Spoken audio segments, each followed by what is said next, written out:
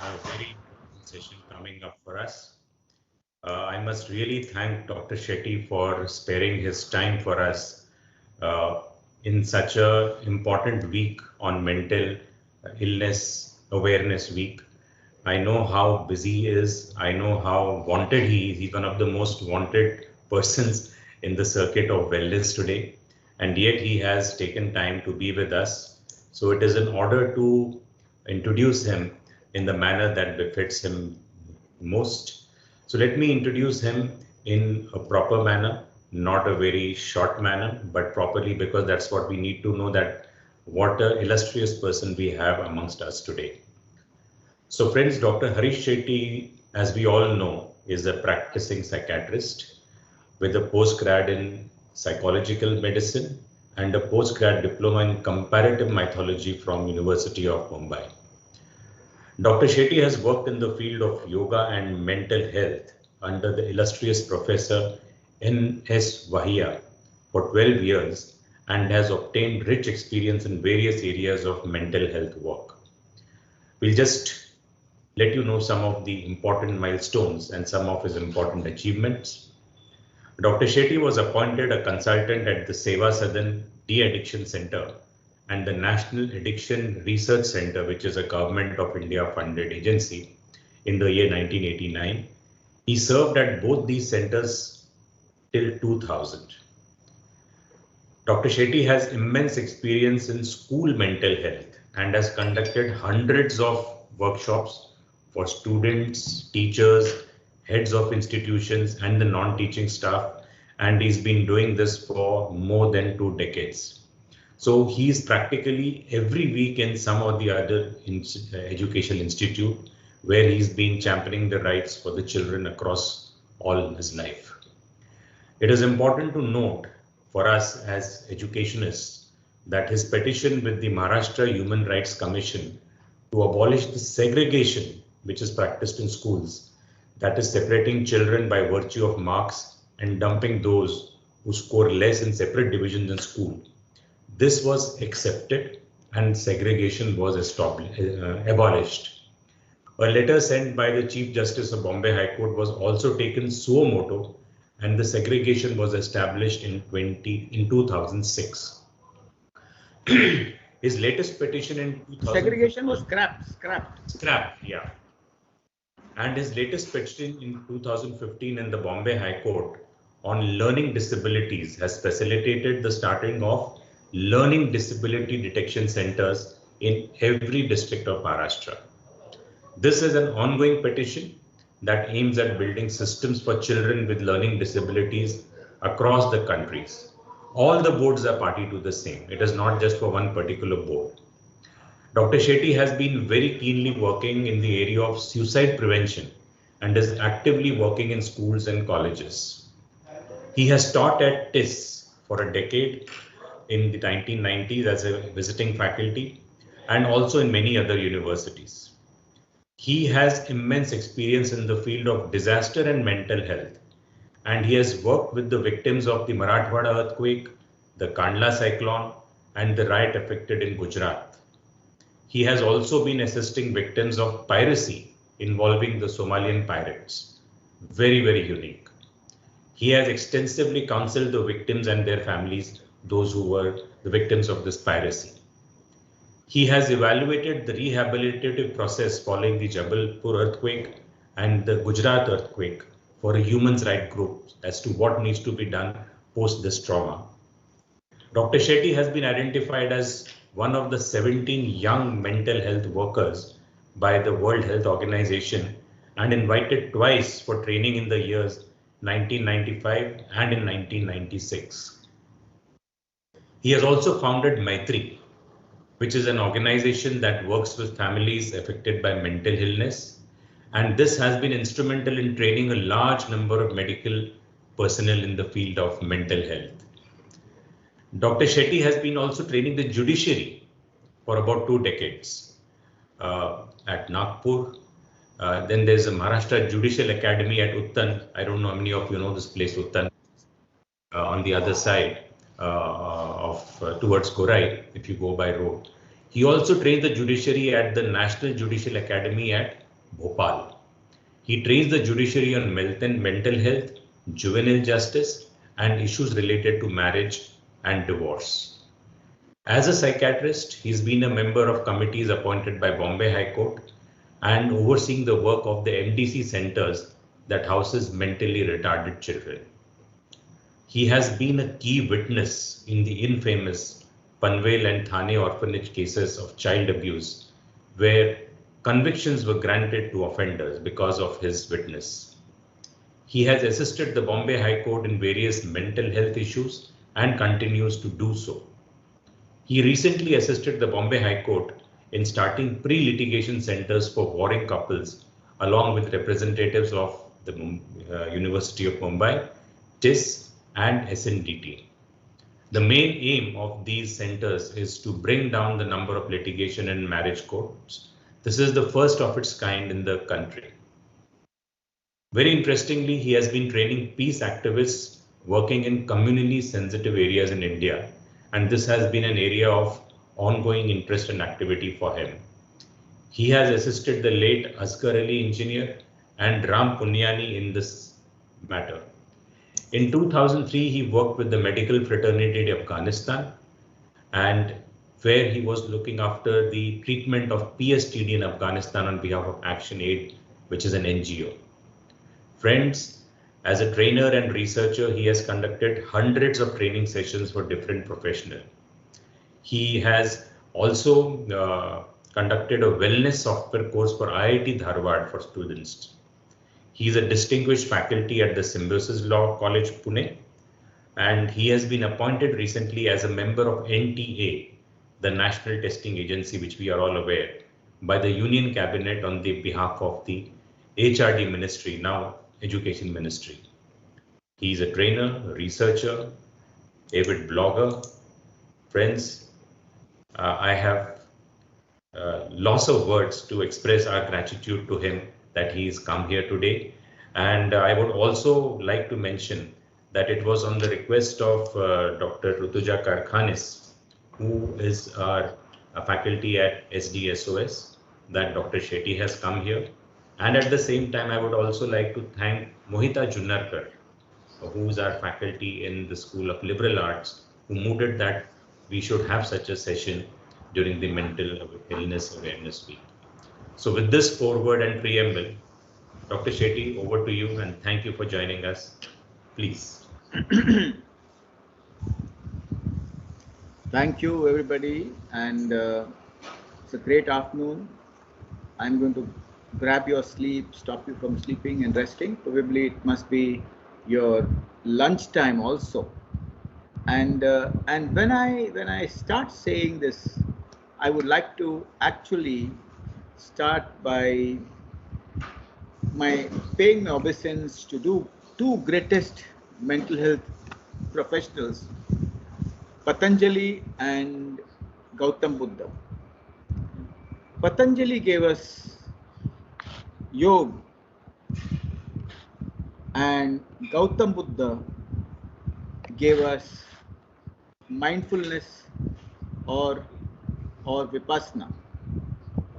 And we are so grateful for both these great people who actually have provided so many insights that has helped mankind across time. So if anybody is not aware of Vipassana, let me say that mindfulness is what the term is used for Vipassana outside the world. Vipassana is free of cost in all the centers, but mindfulness you have to pay across the world, and also probably patented by certain universities. It's just like translating pranayam into cardiac coherent breathing. Pranayam is pranayam. You can't feel the zest or the joy of pranayam when you say cardiac coherent breathing. And as I say this, I would like to start by this slide for everybody here, all teachers, faculties, and admin staff of your university. What is very important for us to understand is mind is an organ, just like other organs, and like every organ has a function, mind also has a function. Mind has to be nourished, cleansed, and replenished all the time. Emotional energy bank is as important as mental health. Building emotional wealth is more important than building financial wealth. So this basic principle that locked minds are time bombs, you need to diffuse it early lest it explodes inside you, which means let the mind be unlocked at particular times where thoughts, feelings, sensations, and behavior are explored, understood, and shared when necessary. When I say this, I still feel that a large number of problems among human beings and the human race is because I am ashamed to take help. I do not want to do things which are simple. I believe that I am the head of the family and I know it all. I believe that I am the head of the family and I have to keep my mind locked lest it hurts others. And that is something which we need to understand. So, for unlocking the mind, first we need to be aware of our feelings, thoughts, sensations, and behavior. And whenever I ask my doctor friends in a workshop that if your mother in law comes at your door at 6 a.m. in the morning, how do you feel? Most of them say, I am, I do not like her. Some would say, I'll welcome her. Others would say, I will, I am grateful to her because she will keep my house spick and span. But nobody would say whether I'm angry, sad, joyous, envious, or even happy when she comes. So awareness of feelings has been extremely poor in an era post-independence, improved in the late 70s and 80s, and as of now, a little better than before. Most of the faculties here in their 50s would never have kissed their mother or their father, would have said, I love you, dad, I love you, mom. But most of these young teachers who are in their 40s and 50s would always want their kids to say, I love you, mom, I miss you. So awareness of feelings is one of the first ways of keeping your emotional health intact and also improving your emotional wealth. Now, let us go back to COVID. COVID has been a big crisis. And in any crisis in the corporate world, one goes back to the boardroom and revisits the issue, reviews the issue, and comes back with solutions. What is also important is one needs to go also to the emotional boardroom. Well, mind in the heart and heart in the mind. Metaphorically, the heart is the emotional metaphor for feelings, though all feelings are located in the mind, limbic system, and other parts of the brain, and in connection with the entire body, including the endocrinological glands.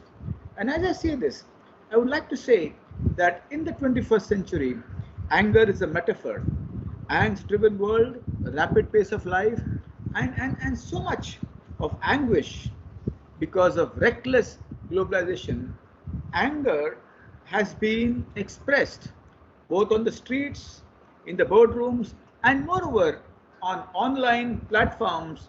We find there's a lot of brutality happening to employees by the bosses. The bosses are not bad, but each one of us has been affected by the crisis.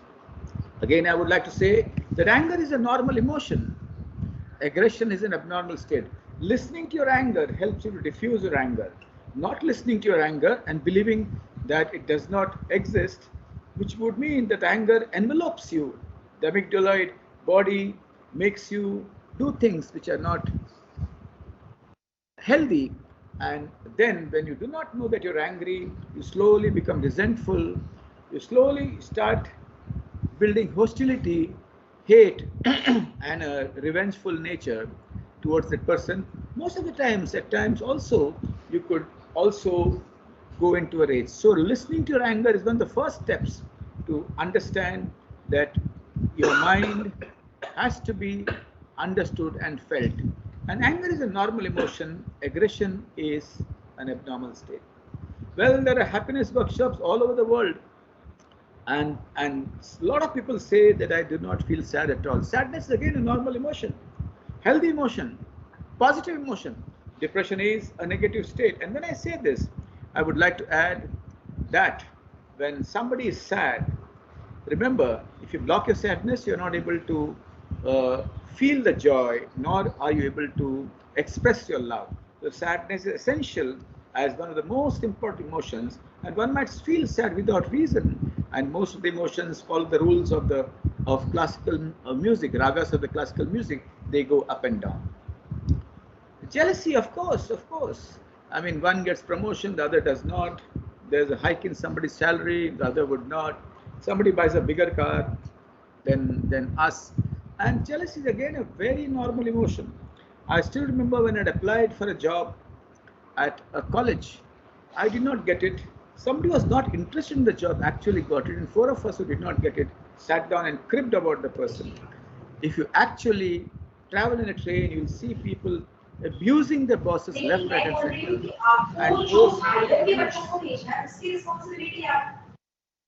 And those who abuse their bosses, they remain where they are. Those who believe that I can find a way and I will take the feedback in a healthy manner and move up in the ladder. What is also very important is acknowledging that I feel jealous is important. Many people, when I ask them, they say, no, हमें तो कभी ऐसा कुछ होता नहीं है. So it's important to go back to the drawing room and review your emotions towards the COVID crisis. What do you feel about it? And what is it that has changed inside you? Have you become harder? Have you become softer? Do you have an existential dilemma, or have you become more compassionate or more apathetic, or have a lot of antipathy and anger? Joy is again a very normal emotion. So happiness is not a consistent state.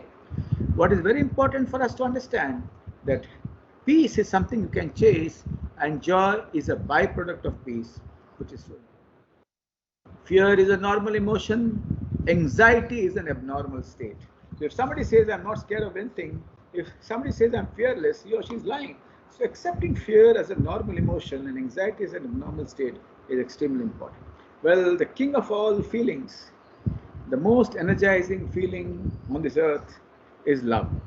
And love is not always about erotic love towards your spouse, your girlfriend, or your boyfriend. It is first loving yourself, accepting yourself exactly as you are, and being in touch with your loved ones, recapitulating all the emotions, all the beautiful memories between you and your parents, you and your siblings, and all those beautiful memories are metaphors or stories of love. Many a time, people say that I've never been loved in my life. Well, it's a lie. There's no human being, no insect, no creature who's not been loved. And those who believe that they have been not loved at all harbor a lot of resentments and also live in their negative stories, exaggerate them, and become a victim or a martyr. So when you look at all this, as I said, that we need to go back to the boardroom and examine our feelings, thoughts, sensations, and behavior, which helps us to cope with the state of affairs as of now, and which is also very important. Now, let me tell you, crisis also provokes our beliefs, and most of the times, in normal circumstances, we transact our science in the classroom, but we also transact our beliefs, whether it's a doctor, teacher, police officer, or a politician, or anybody. And most of us are not aware of our unconscious beliefs. In a crisis and stress, we actually transact our beliefs much more than what we should, and we forget that what we say is basically a belief which may not be appropriate, which may not be acceptable, which may not resonate with the context of today. So it's important to understand that we need to be also aware of our beliefs. And the best way to be aware of our beliefs is, I feel, I believe, and put down all those sentences. You'll have a lot of beliefs which probably are irrational. And being aware of your beliefs also keeps you grounded and grounded in difficult moments. Now, what has happened around the time of this disaster Well, this disaster is different than all other disasters. How? I'll tell you how. Well, a disaster always has an impact phase, has a pre-impact phase, an impact phase, and a post-impact phase. Say, for example, my experience with an earthquake is the impact phase for a very few seconds. Earthquake comes and the building falls. In a cyclone or in a flood, there is water and wind, and it might last for a few hours and a few days. Well, in a house collapse, it just happens in a few seconds. But in this disaster, what we saw was the impact phase was much longer. It still continues for so many months, probably 18 to 19 months. So the impact phase is so long. Along with that, we also saw that the perpetrator of this COVID disaster is invisible. You have an impact phase which is long. You have something, you have a virus which is invisible. And along with that, also what is very important is that we could not go and be with our family members when they were hospitalized. We could not kiss them, we could not hold them, we could not take them to the hospital or to the loo, and they died without we being around. And in many cases, we were not there even during the cremation and the last rites. So what has happened around us? Well, fear is the predominant emotion, fear of virus, fear of death, and fear of uncertainty. And what does fear do? Fear actually can make you numb. Fear can make you numb, even if you listen to the death of somebody around you, in your neighborhood, among your faculties, or among your friends, acquaintances. When the fear is intense, you think about yourself, the survival instinct, and you are not able to process what you have heard around you, and you're not able to be empathetic or empathic towards that person. You're not able to communicate how you feel about the death of somebody. You're not able to communicate how you feel about the trouble and the trauma in the family. So you become absolutely numb, and when you are numb, you become apathetic, and when you become apathetic, you change within yourself. So examine yourself. Have you become apathetic during some moments of the disaster? Have you become numb, aloof? And remember, being aloof may be a survival mechanism, but also can change you and make you absolutely cold, less compassionate, and very hard. Empathy, as you all know, is when you actually feel for somebody who has passed away, who's in the hospital, who's still not completely recovered, and then you feel something inside, and you probably express it also to your friends, to your relatives, or to the families concerned. You keep your empathy machine alive, and that is so important. Antipathy has been also a predominant symptom in this disaster. Science has said, or even psychological research shows that when deaths are many, you don't have the empathy goes down. In fact, if you read Chinmay Tumbe's book of the past epidemics, you will read that during the cholera epidemic or during other epidemics in India, when officers would die, immediately after the death, they would auction all his things. There was no time for grief at all. So when deaths are more, you might have antipathy. I still remember this incident, which is not very uncommon.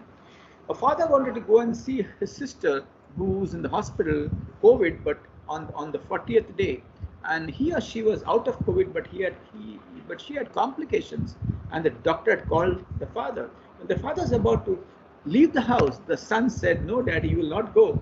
You will not go at all, because if you go, something happens to me, happens to you. Who will be responsible? What will be our state?" Those children were not able to understand the feelings of their father towards his sister. The father sat down, explained to them that what would you do if your sibling is unwell, and then they understood. So antipathy also has been a very big phenomenon in this entire disaster. And remember, we can all go through these feelings of apathy, empathy, and antipathy. But if you're aware of your feelings, if you are able to identify your feeling, acknowledge your feeling, accept your feeling, experience your feeling, and many times exhaust your feeling, you will be in the right zone. And it's important to be aware that is your heart compassionate, is your hug size increasing, is your empathy alive? And for that, awareness of feelings is so important. So I always believe that empathy, sadness is important. For empathy, sadness is the flower pot, empathy is the growing plant. Along with sadness, you need to have emotional regulation. Hindi में कहते हैं समानता की आवश्यकता है. equanimity. And for equanimity, the most important activity or intervention would be, as you travel outside in your educational journey, you get PhDs, you get increments, you get lectures, you become professors, you become deans. It's so important to travel inside, and the journey inside is actually more important than the journey outside. And if the journey inside is fulfilling, then your journey outside will be meaningful and useful to the world. So sadness is the flower pot, empathy is the growing plant. Now, what do we do in the post-COVID era? Well, the importance of safe space can never be overemphasized. All of us need a place where we are emotionally nude. All of us need a place where we can be ourselves without the visiting card. Dean, professor, vice president, president, CEO, head, HODs, etc., etc. I mean, the visiting card is an extension of yourself, but you are what you are. And being in a safe space would mean being yourself with people where you can be emotionally nude. Very important to have the safe space, to be vulnerable, to be tearful, to be childlike. And when you are interacting with your safe space, remember, you remain childlike. A lot of innocence is visible, and when a lot of innocence is visible, your state of being is powerful, your impact is much bigger. Self-talk is a very important activity during a crisis, or when we're away from a crisis, or when you are slowly coming out of a crisis. What is self-talk?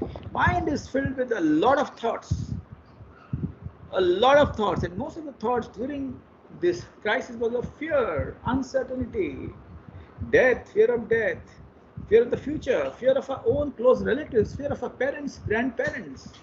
And when such fears overwhelm us, a lot of news coming across WhatsApp and on the TV. What is very important is talking to your brain. Your brain does listen to you.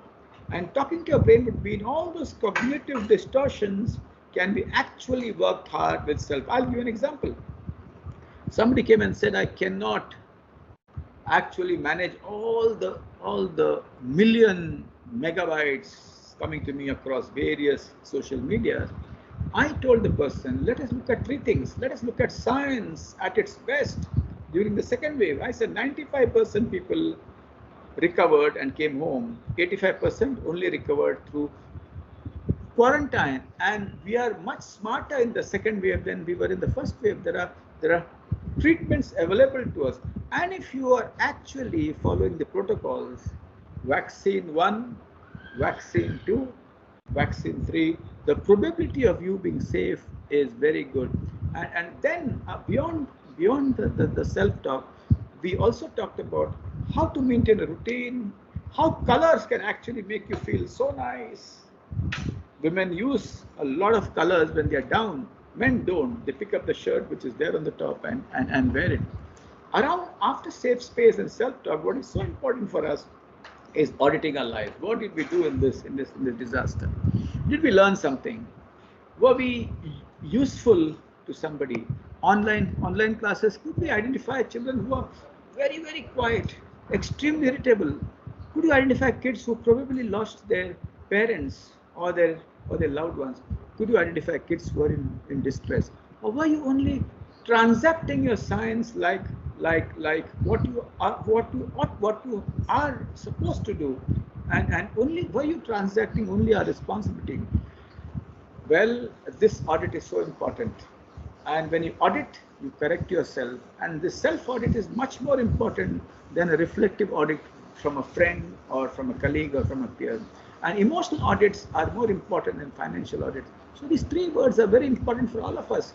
I do it is all the time. Safe space, I have twice a week 1 hour calls with my friends from school, and which we were in touch and we are in touch for the last 40 years. Self-talk, always tell myself, I have been going to the hospital across the pandemic and rarely practicing online because I did not feel the need to sit in my house. I have been visiting my clinic and hospital full time, and the self-talk was I should be guarded. I should practice all the protocols, and in spite of the mask, Even if my eyes are visible only, I should do as best as I can. And in the audit, also, I could recall when I failed, when I was rude, when I really did not do what I was supposed to do, or times when I actually did something wrong which was not good at all. I'm a teacher like you guys. I teach in different universities. I teach almost every day. And tomorrow being the mental health day, we are very busy.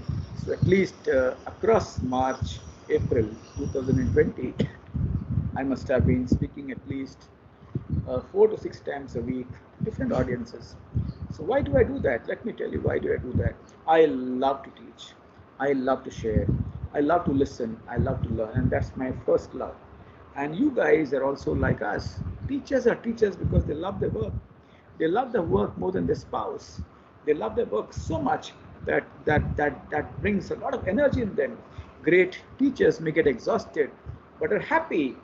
And teachers who don't love the work would get bored and tired. And this entire love for your work actually was shaken at the time of the disaster. I met a few teachers who said, I would want to retire, I would want to take a VRS, enough is enough, I can't face this at all. I told them, never take a decision when you're down, never take a decision when you're anxious, never take a decision when you're depressed, never take a decision when you have an existential crisis. And wait for the right time for the love to emerge. So lie low for some time, play on the safe mode, drive the car on the lane, observe all the rules, and stay alive. Stay there to be countered, and wait for your love to emanate again. The second word, which is very important for all teachers, is we can always choose. We can never choose our parents and our colleagues, and we can always choose our in-laws and even change them. So respect to your colleagues wherever they are. You may not like her or like him, you may not love her or love him, but the fact is, respect is acceptance of your peers in your department, accepting them exactly as they are, whichever language they speak, however they eat, what what what what are their tastes. We are not interested at all. But what is important is loving your work, and your first spouse for the teacher is your work, and respecting your colleagues keeps your mental health sane. And also you'll find teams playing together, and you'll find teams helping each other at the time of crisis. So I need to also remind you guys that mind is not made of iron or steel. It's made of neurons. Nourish it always. There is no one pillar in the family. There are people who say he's a pillar in the family, and that pillar becomes very stoic, very reticent, hardly cries, hardly laughs, because he believes that the burden of the entire earth is on his shoulders. And what happens? In his belief that he can take care of everything, he also breaks down, he also falls. What is very important to understand, that in a family there are multiple pillars, big ones, small ones, little ones, and all pillars can actually help each other at the time of crisis. No building stands on one pillar. Have you seen a building standing on one pillar? I have not seen. So it's very important not to underestimate the abilities of children, colleagues, juniors, relatives, to stand alongside you and see to it that your burden is not very severe. And in this process, what is very important to understand is when there's a crisis, crying is important. Crying is important. And I've seen in many families who have faced death and disaster during the COVID, people avoiding tears. Why are you crying? Look ahead. What is so important is that the families that cry together, they heal together. What is so important also is that families that believe tears are normal, they recover from a disaster much faster. Families who believe that I might be not equipped to deal with people all the time, I might need help, it might be essential for me, even if I'm HOD, to ask my assistant professor, tell me something about this issue, can you help me? And when the top starts saying I need help, the message is clear across the hierarchy that seeking help, there is no shame, and people will kill shame and seek help. So remember, your mind is not made of iron or steel, it is actually made of neurons, and nourish it always. And as you do that, what is very important is understanding that life is an infinite marathon. Staying and not winning is the key. Sometimes you might fall, you'll have to get up and walk again. Sometimes you might have to lend your hand so that somebody picks your hand and helps you to walk. And sometimes you might actually stop running and help somebody to again start their walk or their run. And this is something which is very important. And at this point of time, you may have published papers, you may have really done a lot of work, journals, you might have reviewed papers, you might have cited many of your papers may have been cited by many others, and you may have got multiple citations. But remember one thing, all researchers, all professors, ideas have no ownership. It has an energy, character, thinking, feeling, and life of its own. I'll tell you why. When I'm speaking here, I thank all my patients who have taught me across the last 40 years. I thank all my students who have stimulated me all the time.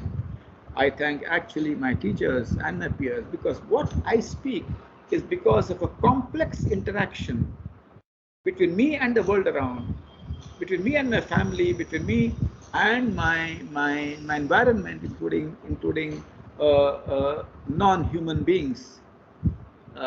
Because you process all that, you come up with an idea. It's not your own. Patanjali never said, I discovered yoga. And Vatsayana also never said, I discovered Kama Sutra. It's the Americans who say Presler's Amendment. They all say it's the experience of a lot of people before them. They're sharing it with you. So remember, my dear teachers, you may have a publication, you may have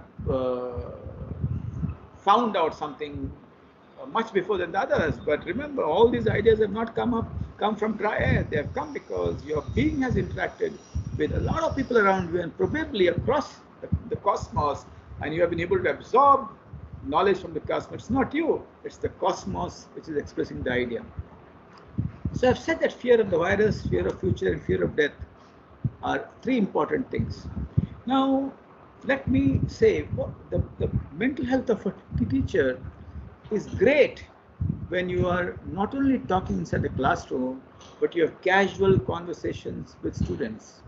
And I always tell all my students, it's not the classroom teaching which is also important, it's the small conversations alongside, besides, while walking with the teacher, while walking with the student, while sitting in a gappa gosti method. After my lecture anywhere offline, always have a small interaction after the lecture, sitting on the footsteps of the staircase, and a lot of wisdom is shared there, not by the teacher alone, but also by the student. In these trying times, one thing which has really helped people is connectedness, and research across the world has shown that perception of safety and perception of being connected helps the mind to really calm down and be healthy. So being a student-based teacher is something which is very important. A lot of teachers and students are keen to find out, to find out whether they are good or bad. And I'll take this call for a minute.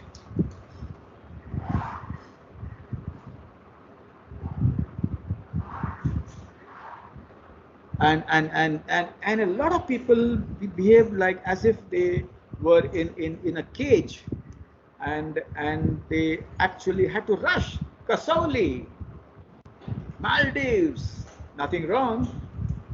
Malti, I'm in a lecture. Can I give you a call a little later after 4? And what is very important is, when you are unwinding or coming out of this entire disaster, start with your neighbors, start with close friends, go to Karjat for a trek, and Kalsuba is not a very bad idea. But little joys, starting with little joys, not with 5 days out, 3 days in the hotel, 2 days in travel. No, start with little joys, spending 15 minutes, half an hour with your loved ones or your friends, an hour or 2 hours, And along with that, what is very important to understand that unwinding also can cause a lot of stress. I still remember people who wanted to go out of the country as the second wave gradually abated, and they made big plans. So many of them, when they came back, I asked them, "How did you feel?" They said, "No, it took a lot of stress for us to travel. We were very stressed in the airport, also in the plane, because we were very scared of being infected, and then we could not really enjoy." Start with mindful small gatherings. Start with little joys. That is so important. My dear friends, most of our teachers in schools are women, in colleges, men and women. But Indian women have not changed to a very great extent. Whether teachers, admin staff, nurses, or anybody else, she still believes that she is a martyr. She can do everything well. She can really take care of the house, take care of all the PhD students and the classes and the department, take care of the husbands, parents, and be available all the time. Stop this, ma'am. Stop this. Let us understand कि we need to get down from the त्याग का घोड़ा, त्याग के घोड़े से उतर जाओ, जिंदगी की मोमबत्ती दोनों बाजू से मत जलाओ. And do you want to be a sacrificial Roy or a manager? Many women tell me it's not easy. If I delegate my activities to others, I find that everything is done in a very shoddy way. I don't like this. I want to be perfect. But women that the imperfect home is a healthy abode. The imperfect kitchen is a happy house. The imperfect mother is a happy wife. An imperfect wife is a happy marriage. So imperfections in your daily routine is a good habit. Perfections in your profession and excellence in your profession is a great attitude. Remember, yet consistency is more important than perfection. So I would say this is a lesson for all women. Initially, during the first lockdown, everybody was very happy. A lot of people believed that they are back into a family, but then slowly irritability started, anger started, war started inside the house, and a lot of women were actually abused, physically abused. And the National Commission for Women and National Commission for Human Rights received more calls during the lockdown of domestic violence than before. And as I say this, what is very important also to understand that I started my talk by paying obeisance to Patanjali and Gautam Buddha, because we are not able to actually accept the infinite knowledge and wisdom of our own culture.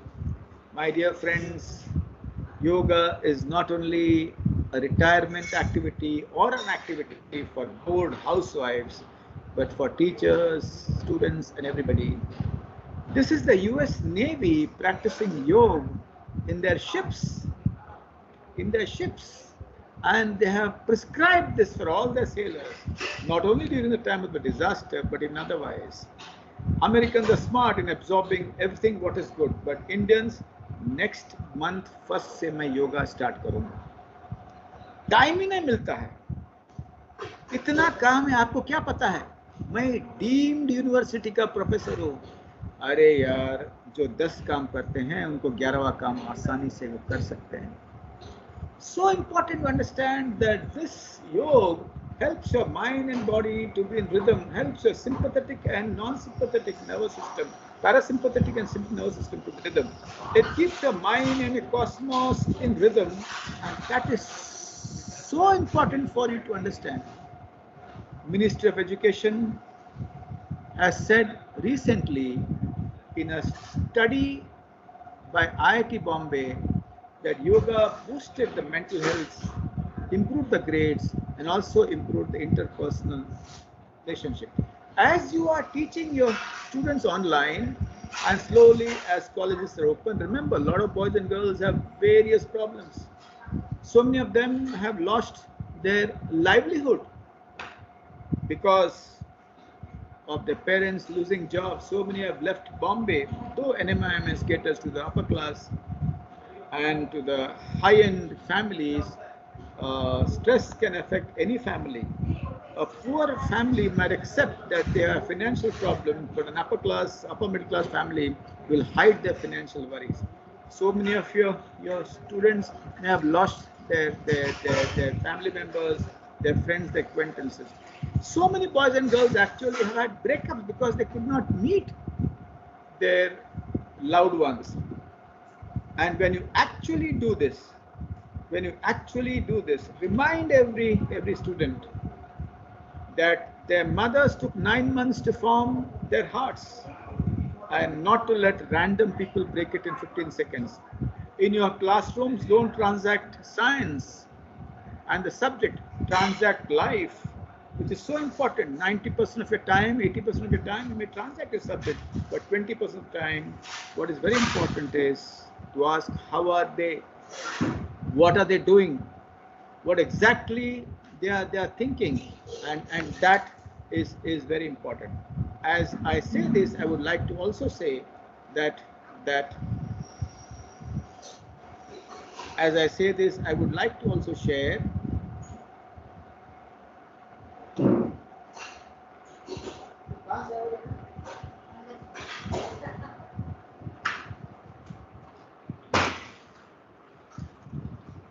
as I say this, I would also like to share that please ask your students whether they're facing any trouble emotional. And the best way to say that is to share your own troubles. Teachers who share their stories are great teachers, age appropriate and as much as they are comfortable with. And when you share your stories, your students will share their own stories. And when they share that, help can actually reach them. Sometimes 80% of the students feel good that somebody has listened to them. So in your classroom, remember there would be breakups, there would be financial problems, reach out to them. I still remember this famous sentence which I had shared long ago. You might be able to help many children, many kids, probably in the classroom, but sometimes we may have to make home visits. Though the students are far away from this place, find people to go to their homes to find out why they are not attending the class, why they have not actually paid their fees. I always share that actually good teachers make home visits, great teachers, good teachers do not make home visits, great teachers do. So very important to keep an eye on the student, that will help you to grow.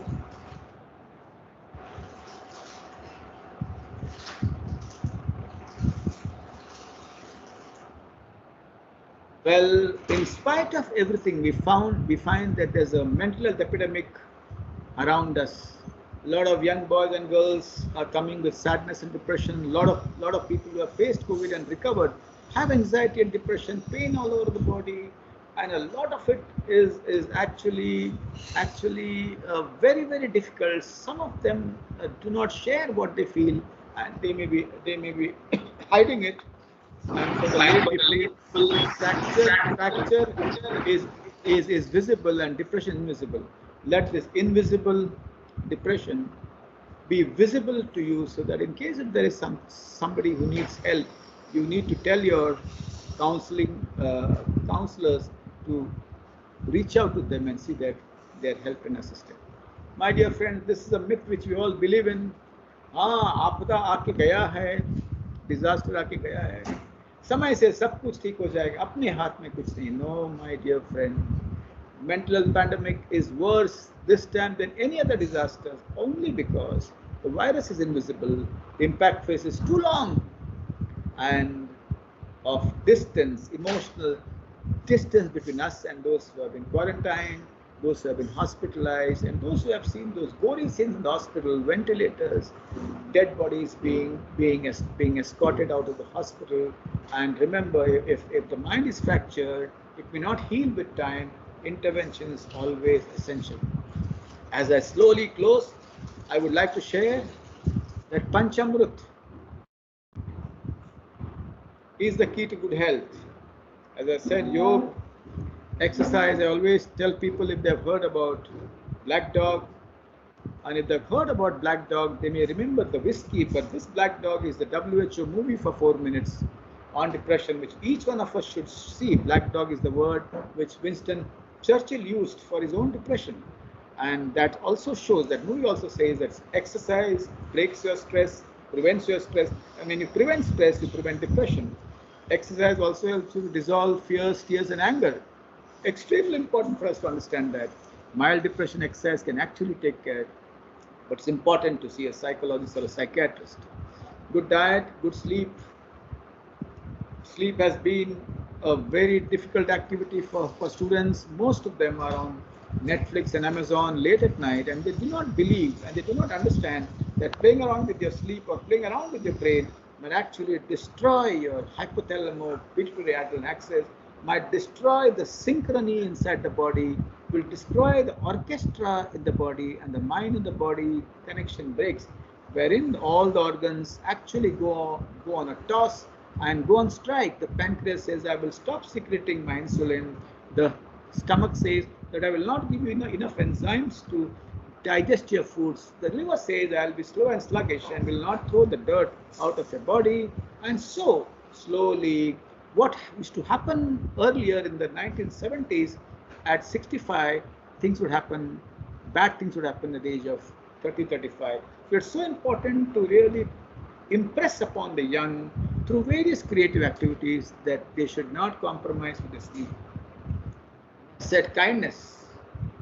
Pick up the phone and talk to your teachers whom you have not talked for ages. Pick up the phone and talk to people with whom you have had panga for a very long time. And pick up the phone and talk to friends whom you have not talked for ages because something happened between them. Pick up the phone and talk to your relatives whom you have fought with for such a flimsy reason, and both of you all felt the other person should take the first step. And kindness not only improves mental health, but it improves immunity. And I'm not saying this. People who have seen films on kindness also have been found to have increased IgG and IgM. Dear friends, as I stop, I would like to say that this crisis will be written in history, not for the virus, but all for the good things that you have done in your family, in your school, in your colleges. Your grandchildren or your children will talk to their grandkids when they become grandfathers and grandmothers. 2020 में Covid आया था, तब मेरी माँ, मेरे पिताजी ने ये सब किया. हम घर में कम खाना खाते थे क्योंकि बाहर जाना बड़ा मना था, फिर भी हम खुश थे. और हम इस खुशी में we learned something known as resilience, and they will share their stories of resilience, share their stories of tears and joy, and what you have done in the last 2 years will become institutional memory. Most of them will be intangible memories, not tangible memories with a p-value or a statistical significance.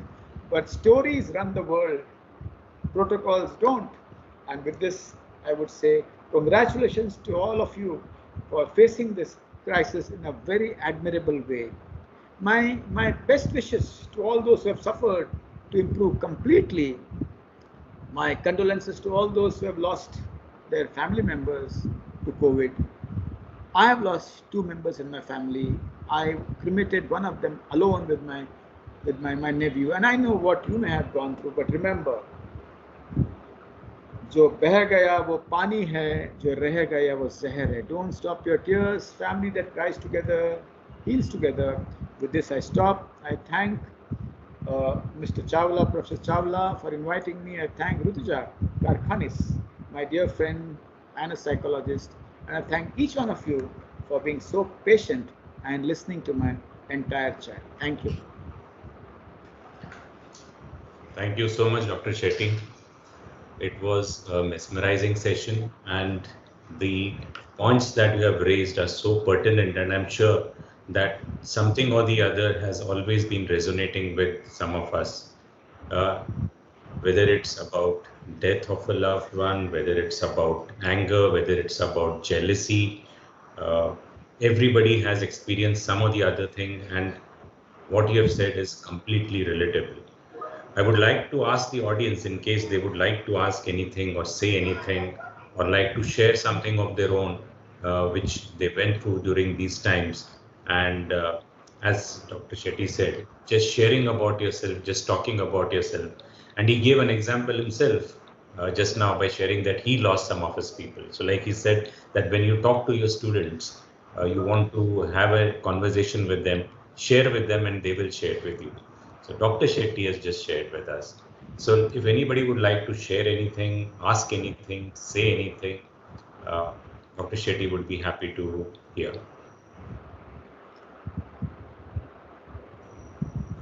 Anyone, anything?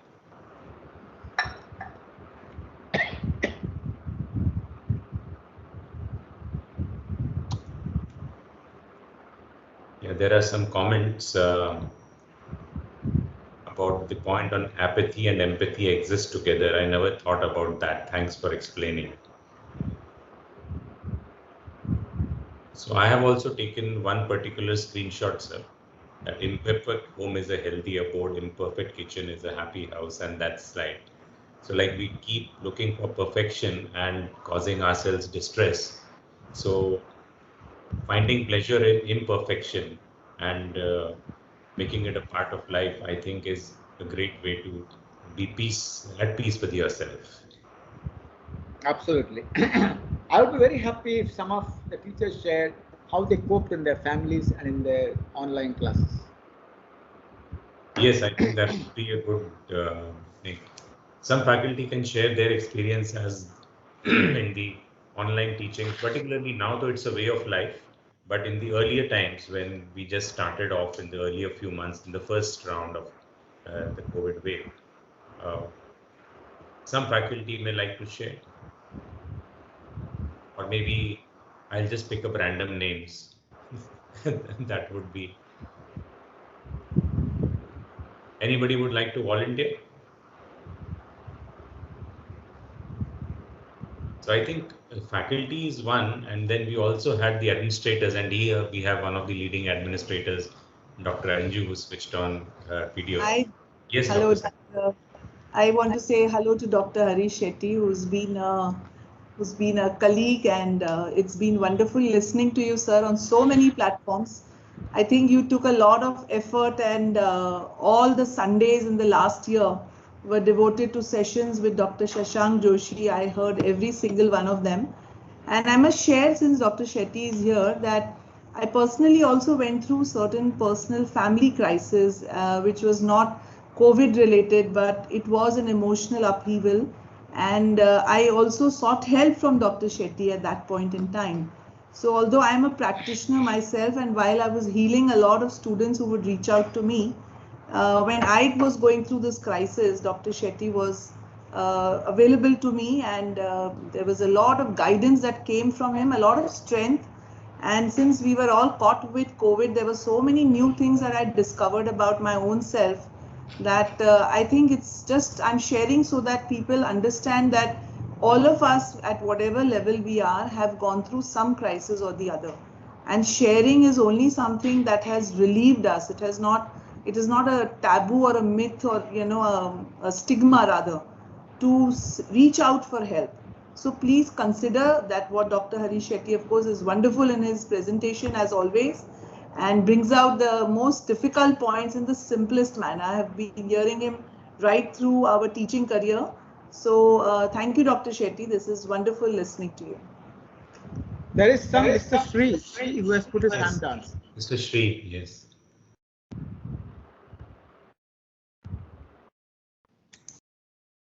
Sir, good afternoon to you. Brigadier Srinivasan, Director, Chandigarh Campus. Namaskar. நீங்கள் எப்படி இருக்காரு? எல்லாம் சௌக்கியம். Happy Navratri to all of you. I would like to reinforce some of those lovely issues you brought out, sir. I think with your variety of experience and sharing all those lovely thoughts, I think I just thought I should add something of my personal. The last 1.5 years under COVID conditions is something that I always felt. In case there is a conflict in our expectations and in our adaptations or acceptability of a situation, there is always stress and mental health and disorder. Now, if the expectations don't match with what we get or what we confront, there is always that conflict which puts us in distress. Next thing I noticed was, are we in a position to accept the situation we are in and adapt to it appropriately? I mean, like you mentioned, all men, Indian men, are pampered lot, either by their mothers or by their wives or by the children. Is it true, sir? We would like to have our cup. We would like to have our cup of coffee given to us in our hand. On the table we sit, and the tumbler and the davara will go to the sink through either the mother or the wife, which I feel is a very relevant thing. And those same husbands were washing dishes, were doing jadu pocha, and were helping the household during COVID condition. So this is a positive turnover. I feel all of us have adapted. We have accepted that this is a new normal. Today, if in our household the maid takes chutti, there is no crisis. We know what to do. Now, these kind of small issues, at whatever age it may be, brings an element of stress and causes for pain in the mental state. And even at this stage, sir, after spending 35 years in the army, I am robust enough to handle academicians and request all faculty members and somewhat learn from them and adapt to this academic situation. I have newly joined Chandigarh after being the Pro Vice Chancellor in DIT University, and it's been a pleasure to notice the kind of interactions that we are in and the kind of training modules that we are handling. I thank each one of you, sir, for this lovely interaction and all those inputs to make us feel that we are all normal and whatever is we are going through is absolutely in order and there is no exception. We all face it and we all have to live with it. So there is nothing wrong in any of us. We just have to cope up with the situation. If seek your advice and consent on some of my rulings that I just gave, sir. Thank you very much. Excellent, sir. I think Anju also has been a great friend for a very long time and very colleague. We help each other. It's not that I assist her, but we help each other. Absolutely, sir. The men who were stuck in the Stone Age have come back to life, and the femininity in the man has been very visible around the lockdown. Very true, sir. Very true. Absolutely true. And this new equation probably should last beyond COVID. And I think such equations will change the way the children also view women and the way men view women or women view men. Absolutely, I agree with you completely, sir. Thank you, Dr. Srinivasan, and thank you, Shetty, for those comments. Anyone else, please?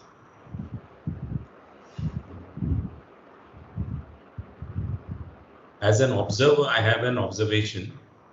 Yes, Sunita ma'am. You may go first, please. Sunita ma'am. You can unmute yourself and ask your question. Sunita ma'am.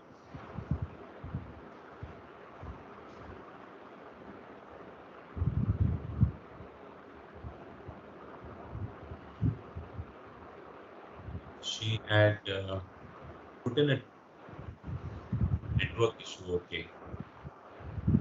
So the observation that I was going to make is the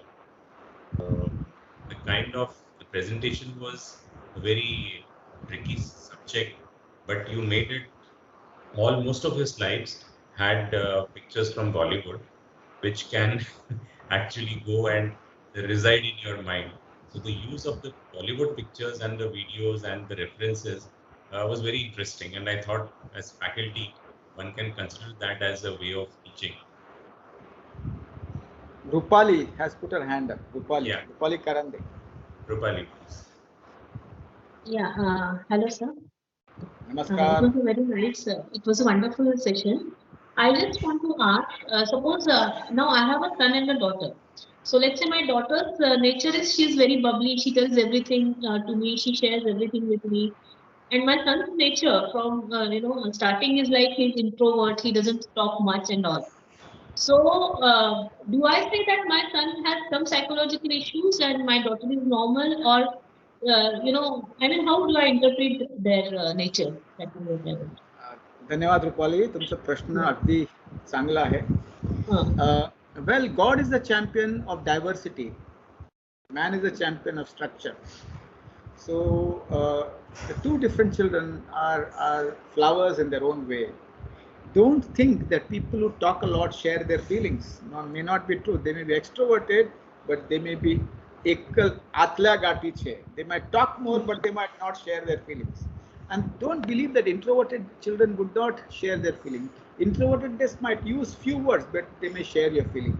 But if you want to understand how to deal with both of them, it's so important to understand that children, when they are in their teens, they will share during their lucid phases, when they're very close to you in the kitchen, in the bedroom, when you're driving, when you're walking together.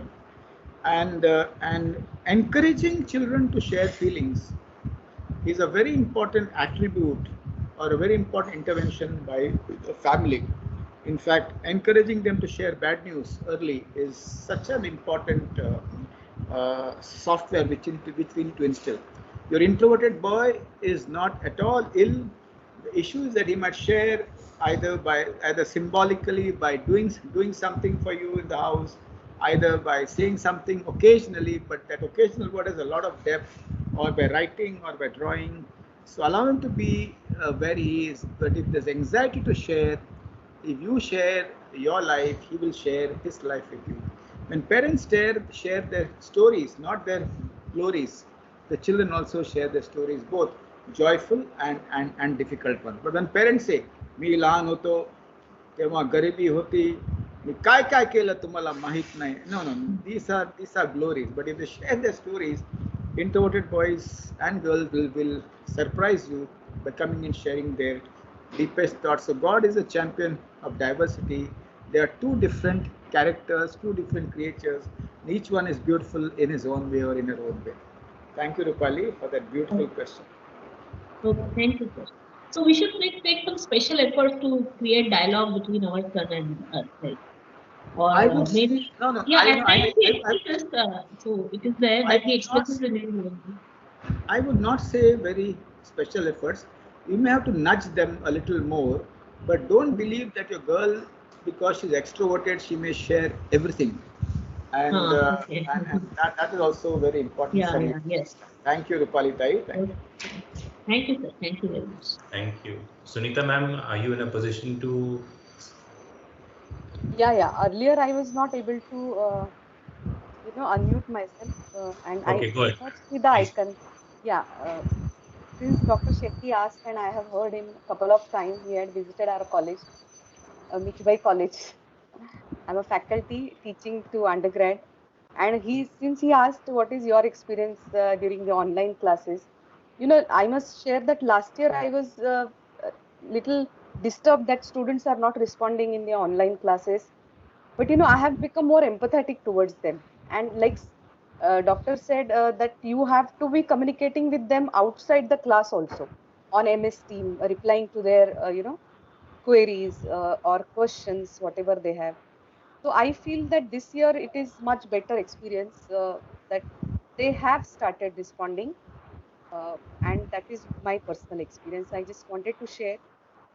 And on family front, I feel, yeah, and family front, I feel that it was all of us working online, and it was more of a busy day than usual. Non-pandemic period, if we compare, and during the lockdown, it was that three of us sitting in different parts of the flat and doing our own jobs. And then over a period of time, we realized that there is a no communication at all.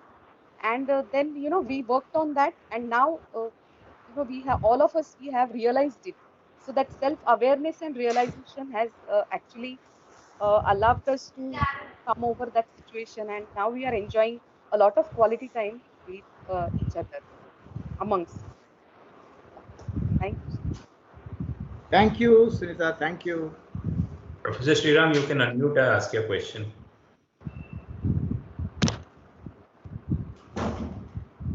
Yes, good afternoon, Harish sir. It was wonderful to hear from you, sir. I've already attended your session in one of the orientation programs in Mumbai University. So my question is, sir, could you please guide us how to know ourselves better? I'm not Amrutanandamai, nor am I Sindhutai Sakpal, but I'll share the mental health principles. When you are exploring your feelings, your thoughts, your sensations all the time, yourself will tell you where you stand if you're able to listen to those voices and noises inside you. Number two, if you are doing pranayam, if you are doing anapana or vipassana, if you are doing any form of meditation, you're able to listen to your yourself much more than what you are. If you have the ability to listen to yourself, then you have the ability to change and transform. But if you are blind to what is happening inside, then there's no ability to transform. Number three, which is very important, is as you clean your body every day and have a bath, it's important to look at emotional hygiene. Just spend some time with oneself. I always advise people to sit down in silence if they do not like yoga or vipassana, and allow the thoughts and the feelings to come and go, to come and go. You'll get a lot of clues about yourself, about your nature. A lot of people around you will be able to give you a lot of insights, but understanding yourself is a lifelong journey, probably in many births and not even one. But listening to your senses, to your voices and to your sensations will help you to transform yourself slowly and surely. So I think the inner journey is that अंदर की आवाज को सुनते रहो, and if you have hurt somebody very badly, if you have really been very aggressive, go back, audit yourself, and an apology, words of gratitude, you start changing. For me, reading autobiographies of great people, listening to interviews of people across my life, I always do not forget to listen to interviews of people who have done a lot in life, because they have something to teach and something to tell us. So you can use different modes, but understanding yourself is a lifelong journey. You might not finish it in this lifetime. If you're a Hindu, you might have to come back again in your second birth. So that's how it is. Thank you for that question. And if you feel very disturbed, then you need to go to an emotional arbitrator who will help you to understand yourself better. That is your psychologist or your psychiatrist. Thank you, sir, for that beautiful question. Thank you, Sriram. I know you. I've seen you in the class at Bombay University. Yes, Supriya ma'am. Hello, am I audible, sir? Hello. Yes, Bola, Supriya, bola. Okay, namaskar, sir. Sir, actually, I had a question. Like, how can we as parents support and support children emotionally or mentally, especially children who are at the stage like in their 10th classes or 11th, 12th, like, and this post-pandemic, like everything is quite disturbing. We don't know how the job sector will change in the days ahead. So children are already under stress because they are at their 10th or 12th stages. So how we as parents can support them in a better way, like both their emotional and mentally? Thank you, sir. Absolutely. I think a beautiful question, ma'am. Between your ears, there is 1200 grams of gray cells. इसकी बत्ती बुझना नहीं चाहिए, and that is very important. The entire goal is to see that this 1200 grams is lit in spite of the dark tunnel, so that this becomes a torch of light. Number one. Number two, 10th or 12th, probably what is important is mental health is more important than marks. And remember one thing: if the children are good here, they will find a way. Maybe today, tomorrow, or day after. Also, in the disaster, we were talking about probably postponing your dream, preserving your dream, reworking your dream, And even if life is on a pause mode because we are hiding from the virus inside the bunker, but not hiding from life, you can start all over again. Now, how do you communicate with your child is very important. There's something as anxious sharing. म्हणजे काय आता काय होणार ग, मला पण काही माहित नाही, तुला पण काय माहित नाही, आता पुढे काय होणार आपल्याला काही माहित. This is anxious sharing. I have been to a house of a gentleman who died, and I was speaking to his family. Constantly the wife was saying abhi aage kya hoga, and she was saying it in front of their children. So managing your anxiety, and if your anxious sharing can be managed, that's good. Then there is helpless sharing. अगं बाबा आता काय होणार रे, म्हणजे काय आपल्याला काही माहित नाही, कोविडने सगळं वाट लावून टाकलं. And that also breaks the backbone of the child. Third is empowered sharing, very important, which means aho khara hai, it is true that there is some amount of uncertainty. We do not know what will happen after the 12th because you might not be able to go to the places, the college of your choice because of so many other reasons. Probably, I do not know when will you get your job after engineering. पण आपण एकत्र मिळून काय ना काय करू. And that empowered sharing keeps the batti alive between the brain. And when the batti is alive, you find a way. So what is very important is to manage the anxieties inside the house. Watch your communication between you and your children. Empowered communication also means not only advising, but sitting down around in a family and saying, mother job gela, I lost my job, but let us think how we can work together.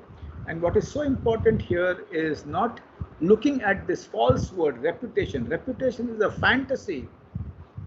Action is the key.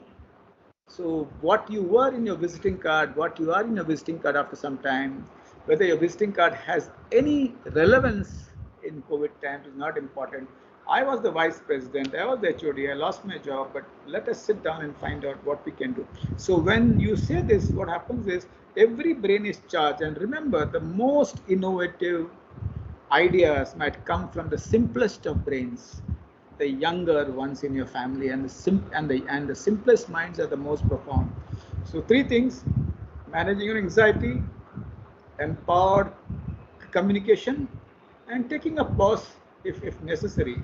And these are the ways by which uncertainty can be managed. Remember, you are a powerhouse of 1200 grams of brain, and your weight is probably between 50 to 70. You have all the energy to find new ways, and that should be a belief. That should be a belief. And if you share this belief in your family, your children will also get infected and be enthused to find different ways in their life. Let us not look at linear roads in careers. Let's look at different roads, complex roads. And the most important thing is, भेजे की बत्ती को कैसे जलाते रखना. Let your home become a school ground, a playground where people play hockey, football, and box cricket. Let the kids play in water, grass, and when they are in touch with the mountains and the grass and the sea, if they can, you will find them to be much calmer, experience equanimity, emotional regulation is better, and then they will find answers to their own problems. Thank you for the beautiful question, ma'am. Lovely question, Supriya Tai. Sir, thank you for the empowering answer. Thank you very much, sir. Thank you, Supriya ma'am. Thank you, Dr. Shetty, once again. Any more thoughts, any more questions? Dr. Rutuja, are you there? Would you like to say something? She's there, but I'm not sure whether she's listening. I saw her. She was on Insta Live few moments back in some camp or something. Okay. There is some SC there, huh? But she asked Supriya. It was Supriya. Yeah. Yeah, she asked. She asked a question. Well, I think that's it then. In terms of questions, there are people going away with proper takeaways. And as I always believe in these sessions, that even if we take one thing and say we adopt it, it's going to change our lives. So I'm sure each one of us will have at least one thing to take home, which is applicable, relatable, and doable in our context. And if that one thing we take away from Dr. Shetty's session, I think we would have made a world of difference to ourselves and the people around us. So thank you, Dr. Shetty, once again for sparing your time. Rutuja, to you as well, and Mohita for having given this idea of having this session in this week. Meenakshi ma'am, anything? No, sir. I just wanted to say thank you. Thank you. So thank you, everyone, and all the best to you, Dr. Shetty. Keep doing the great work that you're doing. We are with you. Thank you, Mr. Chawla. Thank you, Rutuja, and thank you, everybody. Thank you, Anju. Thank you, everybody. Thank you. Good day. Pleasure.